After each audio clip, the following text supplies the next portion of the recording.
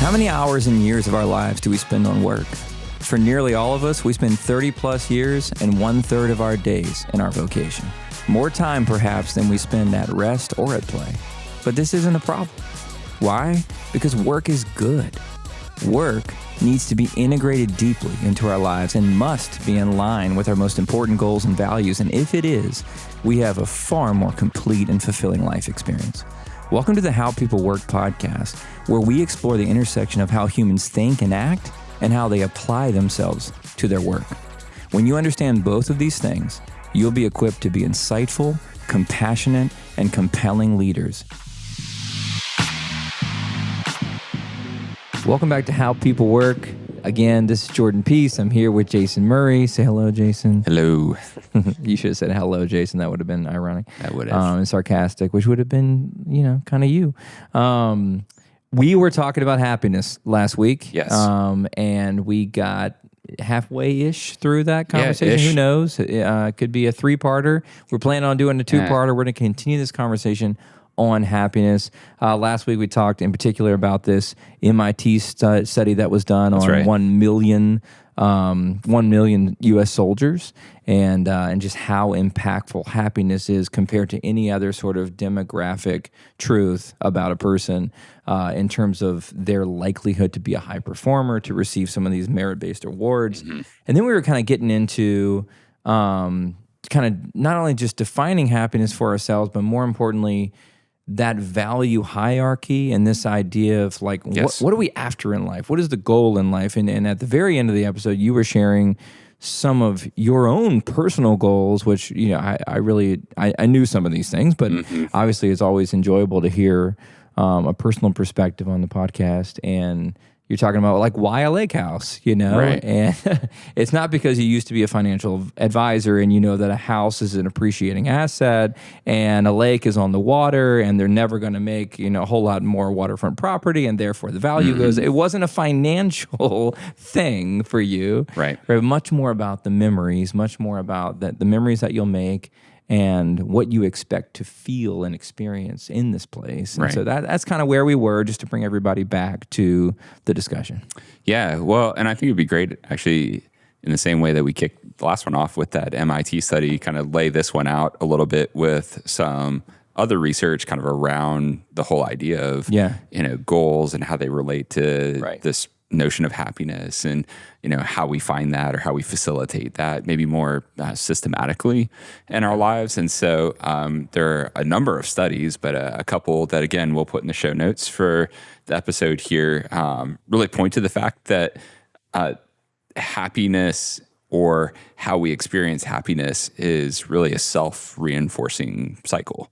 And so what I mean by that is when researchers have looked at this stuff, what they found is that the moments or the ways in which we really experience happiness or that sort of self sense of well-being is when we're making progress on goals.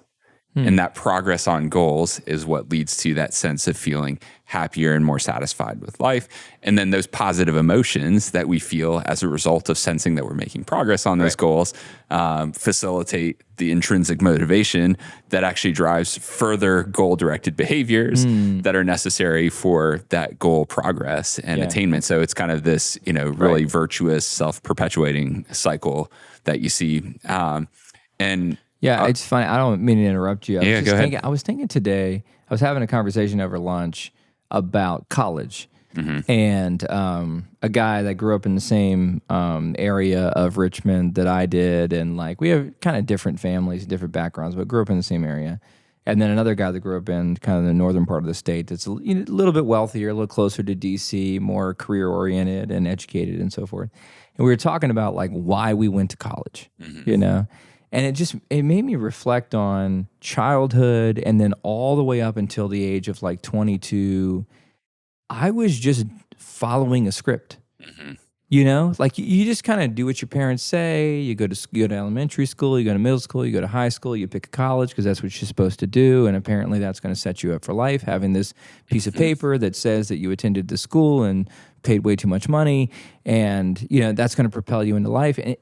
And for me, it wasn't even until I was maybe like 27, 28 that I was like, why am I doing any of this? Like I just followed a script. There was no goal. There was Right. no concept of like, I should have a purpose. I should have something I'm aiming towards, Yeah. It took a whole lot of years to do that. And we talked about this last week, but like that's because survival is easy for me, which in some ways is a real privilege. In many ways that's a real privilege, right? I don't want to have to fight to survive every day. That seems terrifying, right? To me, to think about that. But at the same time, that means that I have to actually set goals. And that means that I have to be really intrinsically focused on like, who am I? What is kind of my purpose? What gifts do I have? What abilities do I have? What can I contribute to the world? I got to think a whole lot about more than just, I need to, raise and cook and eat food and build shelter. Right. And so I think, I just wanted to frame that up because we talked about that a little bit last week of just, there's a significant difference that's really easy to forget about this. Like we're sitting here in the year 2023. It was not that many years ago that most people woke up in the morning and just thought about how am I going to put 3 meals on the table? Right. Or 2 or 1. Right. And it's very different. And so if we want to be happy, we have to know what we're aiming towards. Yeah. Well, even in those survival situations, I'd say it doesn't mean that you can't be happy in those moments either, right? But I think it's actually, in some ways, I think it's, I hesitate to say this because I've never actually been in that scenario, right?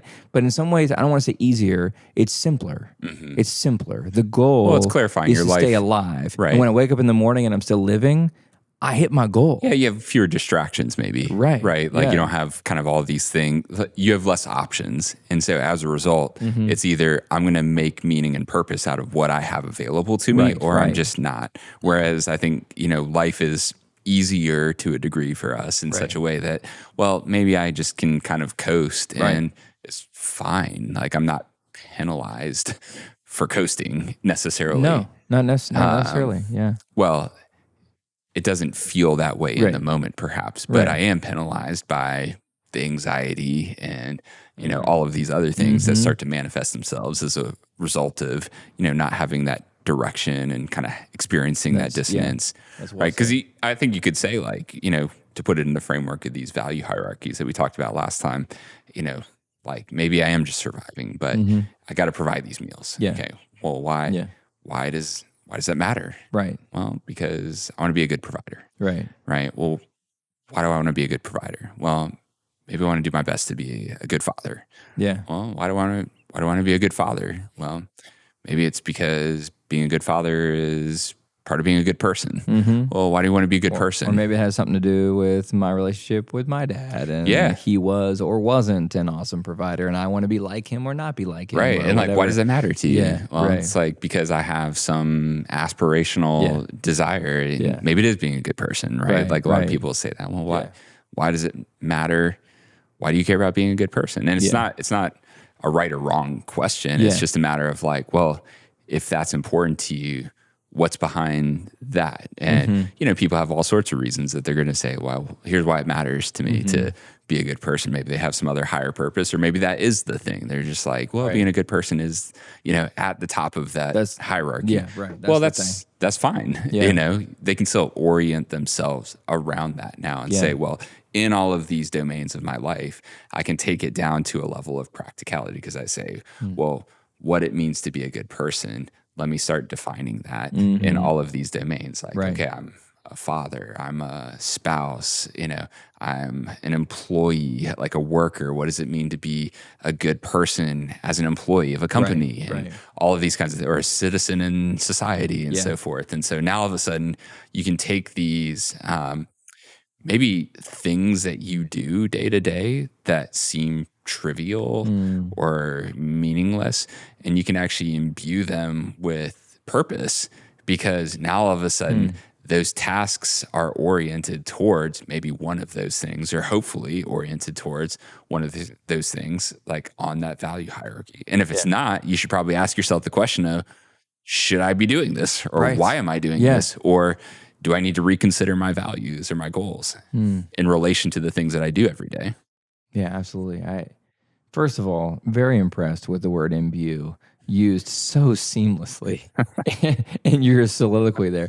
But also, yeah, I mean, just thinking about that and thinking about my own life and where that hierarchy sits, like what it looks like. And I described how long it took me to even build one, right? And you don't build it once, right? You don't build it once because when I was 25, for example, I didn't have children. They didn't exist on the hierarchy of what it is that my purpose in life is, right? As soon as that little girl, right, was born, and oh gosh, I remember that night like it was yesterday because she had that cord wrapped around her neck twice, and I just freaked out. Like I don't think I've ever freaked out that much in my life. And the nurse is just like, whoop, like just removes the cord, like everything's fine, like first time dad situation, but like my life totally changed, right? And I'm sure there's whoever is listening who's had a child has experienced this emotion of just like, oh my gosh, my life is starkly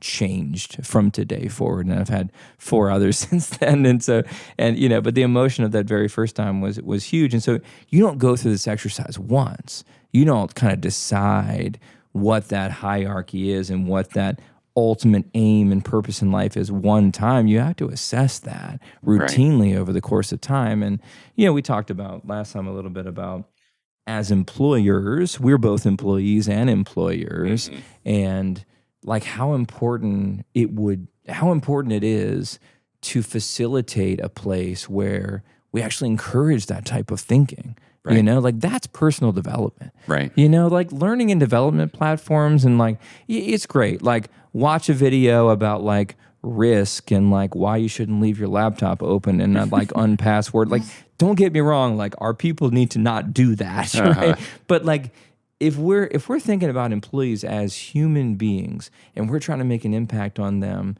not just while they're here in this very temperate job and this temperate company that will end at some point, probably before their life does, right?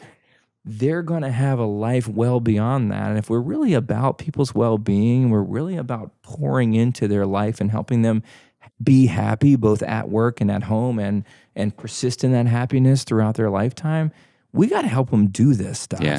We got to help them figure out who they are, what they believe in, what's important to them, and set those goals in life and set that true north in life that they can pursue. And if that pursuit takes them away from us, so be it. Right. So be it. Because it's about human flourishing. Yeah. That's what I was going to say. That's why we got into business to begin with, right? Yeah. Like, that's the whole point. Like, sure, we want to make money. We need to make money so we can pay everybody and so that we can get paid. And yeah, sure, absolutely. Of course, it's about making money. That's why a business exists to a large degree. But also, like, if you care about human beings at all, right, you have to look at your employees as people that you're trying to imbue with this idea of purpose. Yeah. Right. And some people walk in the door with that, right? Like they just happen to be like super mature people, or they have a certain community or aspect of their life that kind of facilitates this sort of thing. But I would say experientially, most don't have that. They kind of come in with a notion of, here's what I'm good at, here's what I can contribute, here's who I love, here's what I'm interested in, which is a great start, but they probably don't have like a business plan, so to speak, for their life of just like, here's my mission, vision, values, so to speak. Right. Here's what I'm all about. And so I think it would be, just really impactful to provide that for people. Yeah.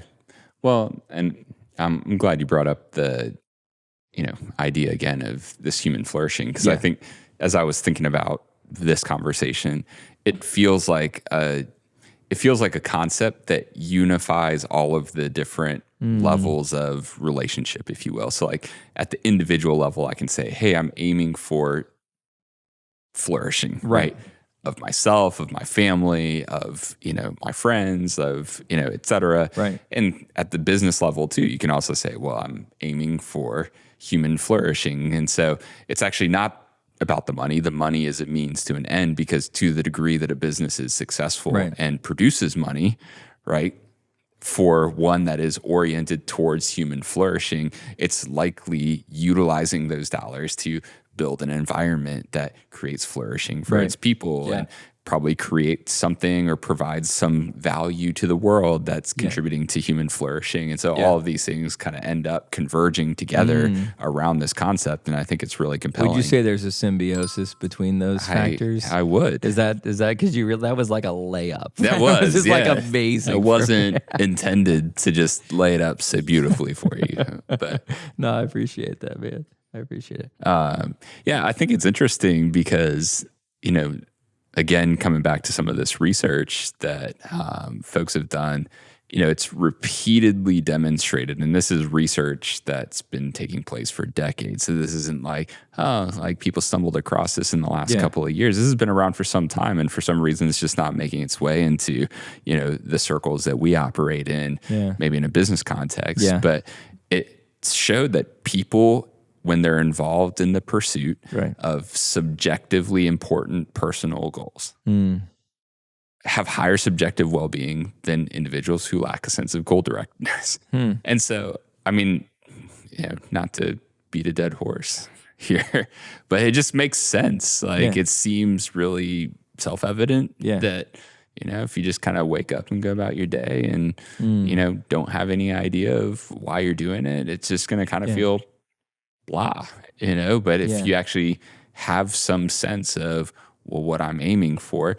that it's going to give you that meaning and purpose. So not only does it, I think it feels self-evident, it's really backed up by the science as well. And so I think that then gives us, some reason to really, press people and encourage people to say like, hey, you really ought to sit down and think about these things. Think about, the goals, put some pen to paper and, write some things down. And then, even for organizations too, to think about, well, how do you design maybe an employee experience in such a way that you give people space or margin to think about these things? Yeah, absolutely. And instead of, I think we're guilty of this too, of like just giving people time or giving people space, flexibility, whatever, work when you want, work where you want. Like that's great, but without any sort of encouragement or direction towards like, hey, here's your wellness day once a quarter, which is something that we do, of just like literally shut down the company except for really essential like customer service and some things that we can't sacrifice, but like shut down for a day once a quarter for a wellness day. But as I'm sitting here thinking about it, we're not giving any sort of direction. We're not getting any sort of advice around here's how we might use that wellness day, right? Like and we might call it a happiness day, like, or like the pursuit of happiness day, if you will. Like, we might want to think about in our own business, just through having this discussion, how can we prompt people towards this end? Right. Of really identifying that true north and figuring out where they're going. And what's interesting is like the reason why I'm thinking about that is because I know how satisfying it is to help people with their own goal setting and with their own goal fulfillment. And so there's a communal aspect of this that's really interesting because you can't just go, hey, everybody, like set your goals, figure out your true north, and like go pursue it. Good luck. Like see you never. Like there's a community aspect of this where we actually both encourage people towards what they're going towards. We actually help them towards that thing, whether that's through an introduction or through some sort of upskilling or some way that we help them towards that and they help us. And there's such deep satisfaction to be had from relationships like that, right? That aren't just this empty small talk, whatever. Like maybe we drink together, we play together, we watch sports together, we like whatever. That's great. It's good stuff. Like a lot of buddies, but like the true friends that you actually know what they want in life, and you are seeing them fulfill it and actually helping them fulfill it. It's almost like just as satisfying, if not more satisfying, Yeah. than the fulfillment of the things that you wrote down Yeah. as your own kind of pursuit of happiness. Yeah, well, we're built for that kind of community, I think. Yeah. And it's funny as you're describing that, I'm thinking, man, if one of my direct reports came to me and said, hey, I spent some time thinking about, my goals and what's most important to me. And, these are some of the things I came up with. I'd love to talk about, like, how could I do more things that help me achieve this here at Fringe? I'd say, absolutely. My gosh, like, I'd be so excited, to You'd have like cancel your day. Right. You'd be like, okay, let's figure it out. To have that let's conversation. Get in front of the whiteboard and let's you'd be thrilled. Right. Yeah. And so, I mean, think how powerful that it would be for, people to come to their, and I think that's part of the question I was asking last time when we were talking about, what is the individual's responsibility? Right. Like, I'm not, like omniscient. I'm not going to know that about people that I'm working with. Get out of here. You're not? Yeah. Surprisingly, right? And so, like, we need, like, individuals need to take responsibility to take some of those steps themselves. They have to. Otherwise, think about it. There's no dignity in the goal fulfillment if they don't do at least 80% of the work. Right. But I'm not saying we should fulfill people's goals for them, to clarify. We should aid. We should lift. Yeah, we should provide opportunities, right? And so I think that's the role that companies can play in that, and managers can play in that. Is like, hey, if you have that knowledge, like if your people bring you some of those kinds of things because they've done some work, right? There's probably a lot of ways that we can take that and say, like, hey, you know what? Like, there's this project over here. Like, maybe you could jump in and work on that one a little bit. Or, hey, it turns out like this piece of like your job day to day, I had no idea that it was so misaligned with the things that are important to you. Like, but turns out maybe this other person over here actually really loves that stuff. Like, we could probably like slide some things around and like, design the work experience in such a way that we're aiming again for that human flourishing for everyone. Yeah, I agree wholeheartedly. I think that when I think about the company side of this, and again, I was just thinking about like these kind of quarterly wellness days and like how do we facilitate that and all that. But also, I think this stuff is a little scary. Like, I think we should acknowledge that we talk about it as, and because this is something we do in our lives, right? And like, it's been a little while since my wife and I have done this, but we even will take retreats, like she and I together, and we'll talk about like our own, like what are our common goals? What are we after as a family and so forth? So like when you do that repeatedly and it like you build that muscle, it's not that intimidating, but to acknowledge for a second, this could actually be a little scary of an idea of just like, well, what if I do this journey of self-discovery and I don't actually like the person that I am? I don't actually like the things that I really want, or maybe it's hard for me to like dig beneath the surface, like peel back enough onion layers to like really see anything worthwhile. Yeah. And that's fair. And so I think there's a level of vulnerability required from leaders to go first. Right. And to actually say, okay, I've done this work. I am on the whole a happy person, and I connect that happiness to the fact that I have clear goals. Now, sometimes I'm running towards them, sometimes I'm crawling towards them, sometimes I'm falling backwards, and whatever. Like we all go through our tribulations in life, but I think there's a need for leaders to lead with that vulnerability and to share at least some of those things that are at or near the top of that values hierarchy, to go, this is what I'm about. This is what I'm pursuing, because that's what leadership is. It's not just the directive of you ought to. It's I've done it already. Yeah, hey, follow me. Here's the impact on me. Follow me. So that's just what I was sitting here thinking about, just doing my own little self-reflection of me as a leader. And I'm like, I think I share a lot about how I'm doing, how I'm feeling, what my life is like. I don't know that I share enough about what I'm about. Yeah. and like what I'm after in life. Yeah. Like, why did I start the company to begin with? Right. You Yeah. know? Well, and I think it'd be useful. having the courage to think about those things. Yeah.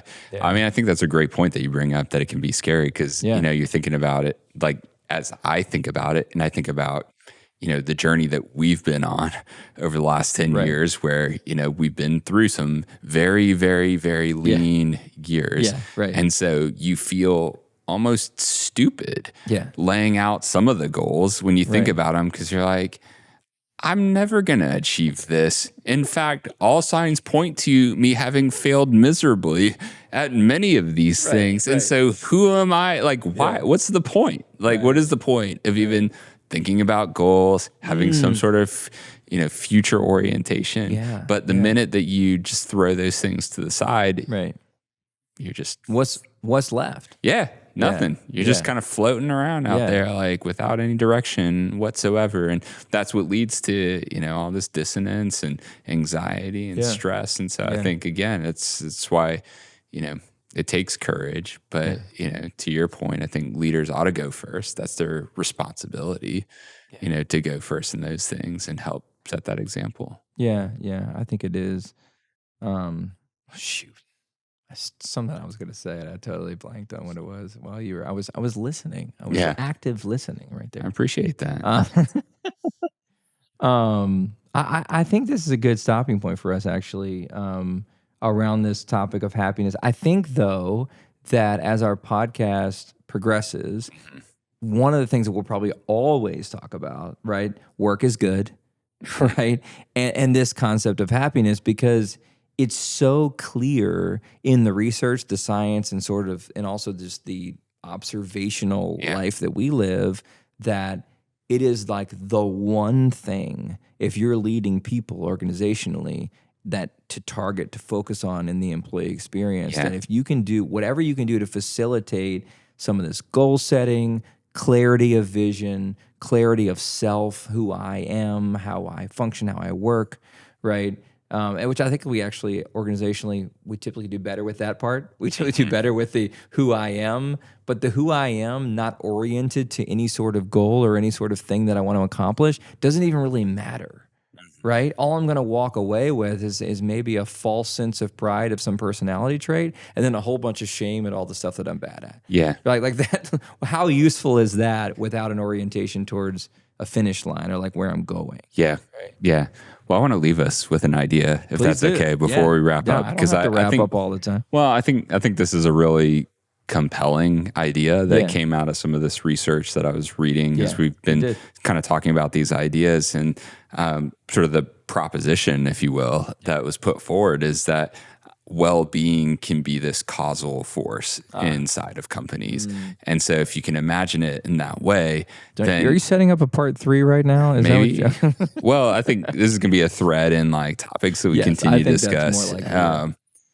You know, there's then this positive feedback loop that begins to take place because, you know, we talked about a couple episodes ago, the relationship between happiness and productivity. And like, I mean, it's extreme benefits between happiness and productivity. And so all of a sudden, like this notion of human flourishing, it just kind of continues to build upon itself. And I think why that's important is because when it gets into the sphere of business, things become so practical that even as we're having this conversation, it's really easy for me to kind of take this stuff that we're talking about and kind of say like, well, at the end of the day, push comes to shove, like there's other stuff that we got to take care of. You know, that's probably more important than thinking about do the job. The notion of happiness. And that's not really the job. And I think the proposition that's kind of being put forth, and I think seems to be supported by the research, is that in actuality, the benefits of people focused on their happiness and well-being, you know, from the individual level through the community kind of organizational level, like all of that is so powerful that it's not just like, hey, let's just, you know, well-being, it's happiness. Like if we get to talking about it, it's great. You know, maybe we'll like put together a couple programs, you know, just to like tamp down the like, you know, chatter that's happening. Put fires out. And the employee survey and stuff like that. And it's always just this afterthought. And I think really to the degree we can bring it into this more central place. Yeah. And think of it as this causal force in Right. companies for good, for the good of the company, Right. but also for the good of kind of the world, human flourishing. It could be a really, really powerful thing. Yeah, I think we got to. I think we got to stop thinking about like work is task, and personal life is like relationship and emotion. Yeah. Like relationship and emotion and task is everywhere, right? Between us, we have 8 children. There's no shortage of tasks at home, right? Like it's not as if you just go home and it's just like, well, we just hug our way through the last 3 hours of the day with our family and go to bed. All the tasks happen at work. Like we kind of get this like tough skin on when it comes to work, and it's all about achievement. It's all about getting stuff done. And then we pretend like home is something totally different. Like we've talked about this before. Like life is life and work is part of it. Yeah. And I think we need to stop shying away from the emotion. And it doesn't mean that we go all emotion, right? It's just like, well, let's just sit around and talk about how we feel all day and do nothing. That is not the proposal here, right? But like if people are happy, and they're happy in their job and they feel satisfied and they feel like their leaders are invested in their happiness and invested in their satisfaction, they're actually more productive. Right. Right? Yeah. Which is, and that's not why you do it. That's not why you help people be happy so that they serve the company better. That is an important factor. Right. Less important than the human flourishing itself. Right. Right. But there's no reason why you can't have both. Yeah. They're not at odds. Yeah. They're not at odds at all. Yeah. They're not at odds at all. Anyway, thank you so much, everybody. Thank you, Jason, for your time, your vocabulary, your research. I really appreciate it. What was the word again? Imbue. I love that. Thank you for listening to How People Work. We'll see you next week. We got your word of the day. Oh, my word I forget it every time. What For is my next word? time. You already got one locked and loaded? I do. All right, let's go. Word of the day will be scrupulous. Scrupulous. I like it. It's fun to say, too. All right. Well, we'll see you next time, and we will scrupulously entertain you for. That doesn't count. Yeah, no, it was poorly used. But it doesn't count. We'll see you next time on How People Work, and bye-bye.